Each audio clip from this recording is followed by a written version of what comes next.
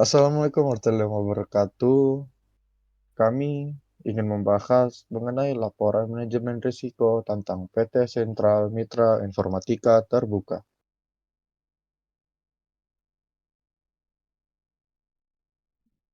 Untuk anggota kelompok, kami terdiri dari 2 orang, yaitu ada Muhammad Hafiz Pratama, yaitu saya sendiri, dengan NIM angka terakhir 026, dan rekan saya, Raden Muhammad Sultan Arif Saidina Hadi, dengan NIM angka terakhir 024. Daftar risiko teknis. Di sini terdapat 5 poin, yaitu kelalaian menjaga mesin tetap berjalan semestinya, kegagalan hardware, penyerangan malware, ransomware, dan DDoS, pembocoran data pengguna software atau aplikasi, dan yang terakhir, gangguan pada jaringan.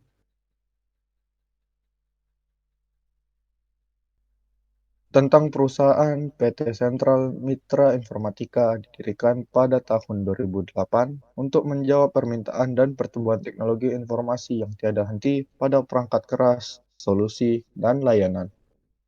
Kami terus menantang dan mendorong diri kami sendiri dengan sistem dan prosedur terbaik di kelasnya. Sejak 2012, memegang ISO 9001-2008 untuk manajemen mutu dan OHSAS 18001-2008 untuk keselamatan dan lingkungan kerja yang sehat. Sistem dan proses kelas dunia tidak berguna tanpa tim karyawan yang kompeten dan dedikasi. Di SMI, kami diberkati dengan tim hebat yang terdiri dari individu-individu yang bersemangat dan peduli. Semuanya bekerja sama sebagai tim yang kohesif. Dengan kumpulan bakat saat ini, kami dapat mempromosikan dari dalam untuk meningkatkan skala bisnis kami dengan cepat. Pada tahun 2018, kami memulai fase pertumbuhan yang agresif dan sebagai bagian dari serial ini atau perusahaan publik Singapura telah mengambil saham strategis awal di SMI. Kemitraan yang saling menguntungkan ini telah mempercepat serial dan SMI dengan program regionalisasi Asia PAC mereka. Mengingat jaringan serial yang luas tidak hanya di Indonesia tetapi di seluruh Asia, SMI akan dapat memanfaatkan dan dengan cepat meningkatkan bisnisnya ke tingkat yang lebih tinggi.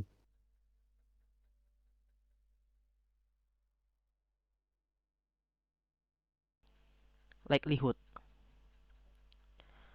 Di sini di bawah sini ada beberapa tabel yang berisi likelihood yang kita perhitungkan dari perusahaan PT Sentral Mitra Informatika, yaitu pertama daftar dari risiko teknis, yaitu kelalaian menjaga mesin tetap berjalan semestinya. Kemungkinan terjadi dalam perusahaan tersebut yaitu normal, dan nilai dari 0,1 hingga 1 kami memberi nilainya 0,6. Terus daftar kedua yaitu kegagalan hardware. Kemungkinan terjadi di perusahaan tersebut yaitu rendah, dan nilai dari 0,1 sampai 1,0 yaitu 0,3. Daftar ketiga yaitu penyerangan malware, ransomware, dan DDoS. Kemungkinan terjadi pada perusahaan yaitu rendah, dan nilai dari tersebut yaitu 0,2. Daftar keempat, pembocoran data pengguna software atau aplikasi. Kemungkinan terjadi rendah, dan nilai dari 0,1 hingga 1 yaitu 0,2. Terus daftar terakhir yaitu gangguan pada jaringan. Kemungkinan terjadi pada perusahaan tersebut sedang, dan nilai dari semua itu 0,4. Risk determination. Sebelum kami menunjukkan hasil nilai dari rating risk, di bawah ini adalah cara kami melakukan perhitungan. Yang pertama yaitu revaluation of property and equipment. Di asset impact kami mendapatkan nilai 92, lalu kami juga mendapatkan nilai likelihood sebanyak 0,6, kemungkinan risiko yang ini akan terjadi sebanyak 20%, dan kemungkinan untuk mengatasi risiko tersebut sebanyak 50%. Di bawah ini adalah bentuk perhitungan ini. Terus selanjutnya nomor 2, human error. Di asset impact kami mendapatkan nilai 100, Lalu kami juga mendapatkan nilai likelihood sebanyak 0,3. Kemungkinan risiko ini akan terjadi sebanyak 40% dan kemungkinan untuk mengatasi risiko tersebut sebanyak 90%. Dan di bawah ini adalah bentuk perhitungannya. Terus yang ketiga yaitu Security Information and Application. Di Asset Impact kami mendapatkan nilai 87. Lalu kami juga mendapatkan nilai likelihood sebanyak 0,2. Kemungkinan risiko ini akan terjadi sebanyak 20% dan kemungkinan untuk mengatasi risiko tersebut sebanyak 40%. Dan di bawah ini adalah contoh perhitungannya. Yang keempat yaitu Software Information Asset. Di Asset Impact kami mendapatkan nilai 83. Lalu kami juga mendapatkan nilai likelihood sebanyak 0,2 dan kemungkinan risiko ini akan terjadi sebanyak 20% dan kemungkinan untuk mengatasi risiko tersebut sebanyak 30%. Di bawah ini adalah bentuk perhitungannya. Dan yang terakhir, network interferences. Di Asset Impact kami mendapatkan nilai 81. Lalu kami juga mendapatkan nilai likelihood sebanyak 0,4. Kemungkinan risiko ini akan terjadi sebanyak 40% dan kemungkinan untuk mengatasi risiko tersebut sebanyak 75%. Di bawah ini adalah bentuk perhitungannya. Ya, dan ini dia tabel risk determination-nya, yaitu aset ada revolution of property dan asset impact value-nya 92, vulnerability likelihood-nya 0,6, technical risk-nya failure to keep the machine running properly dan vulnerability-nya 20%, possibility overcome-nya 5% dan risk rating 71,76. Hasil dari semuanya. Human error asset impact value-nya 100, vulnerability likelihood-nya 0,3, technical risk-nya hardware failure accurate, vulnerability-nya 40%, possibility overcome-nya 90% dan risk rating-nya 45.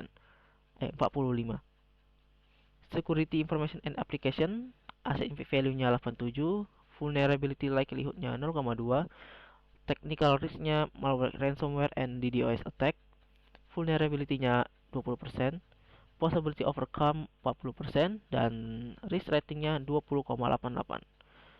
Selanjutnya software information asset, asset impact value 83, vulnerability likelihoodnya 0,2, technical risknya leaking of software or application user data, vulnerability-nya 0,20%, possibility overcome-nya 30% dan risk ratingnya 18,26.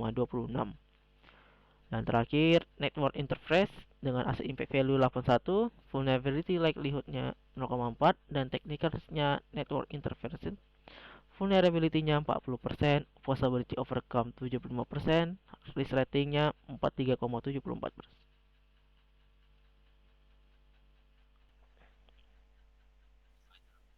Control, Policy, Program, and Technologies.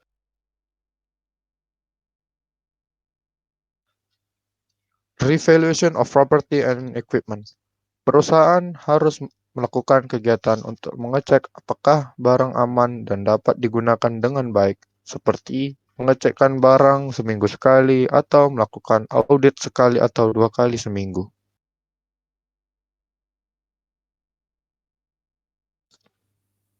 Human errors. Perusahaan harus memiliki sikap yang tegas terhadap karyawan dengan cara melakukan pengawasan terhadap karyawan seperti perusahaan memberikan arahan kepada karyawan mengenai pembuatan produk yang akan dibuat dan cara penggunaan atau perawatan terhadap barang milik perusahaan yang akan digunakan.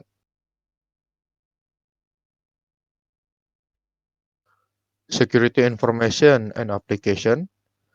Sebuah perusahaan memiliki produk perangkat lunak yang harus dilindungi dari sesuatu yang tidak diinginkan terjadi pada produknya. Contoh, cara menjaga keamanan aplikasi perangkat lunak adalah tidak mengunduh atau membeli perangkat lunak selain produk resmi dan mencadangkan data perusahaan dan pelanggan secara rutin. Software Information Asset.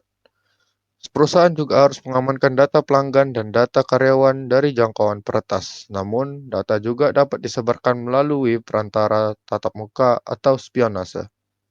Cara mengatasi informasi yang bocor di dalam perusahaan yaitu rutin mengupdate dan menjaga keamanan sistem operasi, serta memantau aktivitas karyawan. Yang terakhir, network interference. Pastinya perusahaan memiliki server yang cukup mumpuni untuk menjalankan program yang cukup besar, yaitu aplikasi perangkat lunak. Namun, perusahaan memiliki masalah dengan internet, termasuk server perusahaan untuk menyimpan data dari perangkat lunak. Untuk mengatasinya adalah selalu periksa konfigurasi server dan IP pada server. Itu saja yang dapat bisa kami sampaikan. Mohon maaf yang sebesar-besarnya. Terima kasih. Wassalamualaikum warahmatullahi wabarakatuh.